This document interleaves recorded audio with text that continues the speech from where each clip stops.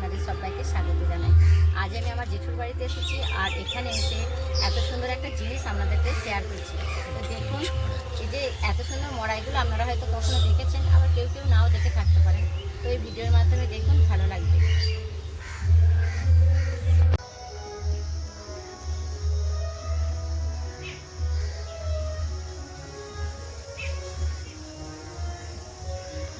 এই দেখুন, এটা হচ্ছে ষষ্ঠীতলা।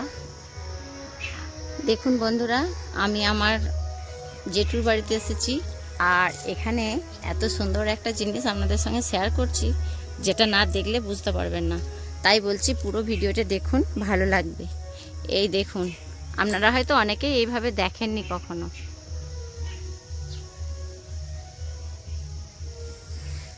এটা হচ্ছে, জানেন কি আপনারা, এটাকে বলা হয় মড়াই।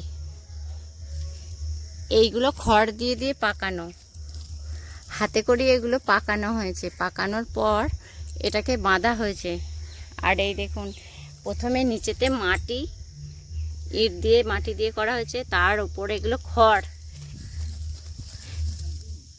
তার উপরে এইভাবে পাকিয়ে পাকিয়ে বস্তা বিছিয়ে এর মধ্যে রাখা হয়েছে ধান। কেমন সুন্দর দেখুন। আর এটার মধ্যে রেখে দিয়েছে দেখুন, এই যে পাকানোগুলোকে আমরা কি বলি জানেন? এগুলোকে বলা হয় বড়। এই দেখুন, এটার মধ্যে অল্প একটু ধান আছে। আর এটার মধ্যে পুরো 200 বস্তা মতো ধান আছে। এই দেখুন।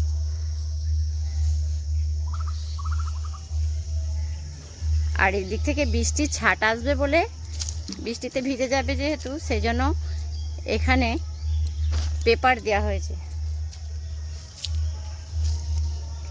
আবার এর মধ্যে দেখুন, এখানে ইঁদুরে খড়গুলো কেটে কেটে ফেলেছে।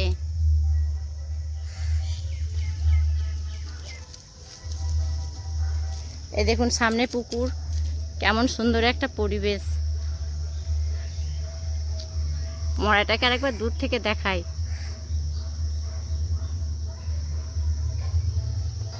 আর কেমন সুন্দর একটা শান্ত পরিবেশ। আমার তো খুব ভালো লাগছে। আপনাদের কেমন লাগছে অবশ্যই কমেন্ট বক্সে কমেন্ট করে জানাবেন।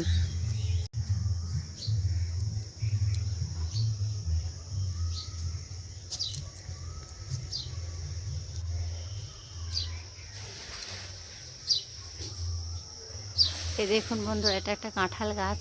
তো কাঁঠাল গাছে কত কাঁঠাল হয়েছে। লেবু গাছ, লিচু গাছ, আর এই যে এটা দেখুন ড্রাগন গাছ। ড্রাগন গাছটা দেখুন। এই দেখুন, আর একটা মড়াই আমি আপনাদের সঙ্গে দেখাচ্ছি। এই দেখুন, আর একটা মড়াই আমি আপনাদের দেখাচ্ছি। এটাও এই দেখুন, এটা যেহেতু পুরনো হয়ে গেছে, ধানের চাপে এগুলো ভেঙে মানে ফেঁসে বেরিয়ে যাবে ধান, সেজন্য এটাকে একটা লাইলন দড়ি দিয়ে সাপোর্ট দেওয়া হয়েছে। এই মড়াইটাও দেখুন, প্রথমে বড় দিয়েই বানানো, তারপরে এটাকে লাইলন দড়ি দিয়ে সাপোর্ট দিয়েছে। দড়ি না, ফিতে, এই যে লাইলনের ফিতে।